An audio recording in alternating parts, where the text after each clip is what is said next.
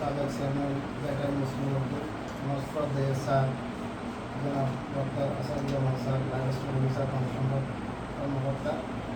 এটা হচ্ছে মেইন কাজ হচ্ছে আমাদের কৃত্রিম প্রজনন। প্রত্যেক ইউনিয়নে একজন করে কৃত্রিম প্রজনন কর্মী আছে। তো এখানে আমাদের পরিষদে একটা অফিস প্রজনন করার জন্য যেটা দেওয়া হয়েছে, এটা আমাদের উপজেলা মানুষ দপ্তরের উপজেলা থেকে দেওয়া হয়েছে। মেন কথা হচ্ছে কি, এখানে সরকারের একটা কাজ, এটা সরকারিভাবে করানো। আর সরকারের মেন লক্ষ্য উদ্দেশ্য হচ্ছে দুধ এবং মাংস বৃদ্ধি করা।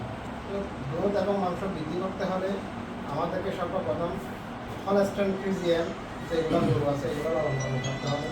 আর এগুলো লালন পালন করতে গেলে প্রথমে দেশি গরুকে 100% হলস্টাইন ফ্রিজিয়ান দিয়ে কৃত্রিম প্রজনন করাইতে হবে।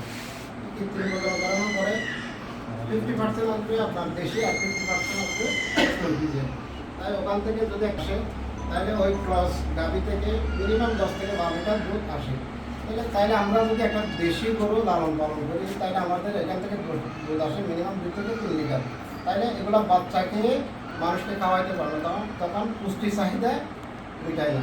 তো পুষ্টি চাহিদা না মিটালে এখন সরকার চিন্তা ভাবনা করছে যে এখন হলস্টাইন ফ্রিজিয়ান যদি গরু লালন পালন করে তাহলে কি এখানে পুষ্টি চাহিদা মিটাবে। প্রতিদিন একটা মানুষের 250 ml দুধ প্রয়োজন পুষ্টি চাহিদা মেটানোর জন্য। আর মাংস সম্পূর্ণ বৃদ্ধি করার জন্য কি আমাদের বড় গরু লালন পালন করতে হবে। দেশি গরু দিয়ে আমাদের মাংস চাহিদা পূরণ করা সম্ভব নয়, যেহেতু আমাদেরকে হলস্টাইন ফ্রিজিয়ান একটা গরু মিনিমাম 700 থেকে 1200 কেজি পর্যন্ত হয়ে থাকে।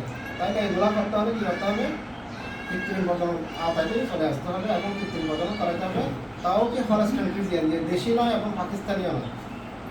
তো এখানে সরকারি নির্ধারিত একটা তালিকা আছে, তালিকা অনুযায়ী আপনারা সরকারিভাবে 1 টাকাও বৃদ্ধি দিতে হবে না।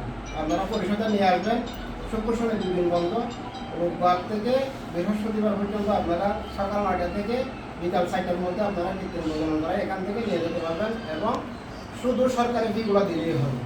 বাকিগুলো স্যারে বলবেন। আসসালামু আলাইকুম ওয়া রাহমাতুল্লাহি ওয়া বারাকাতুহু।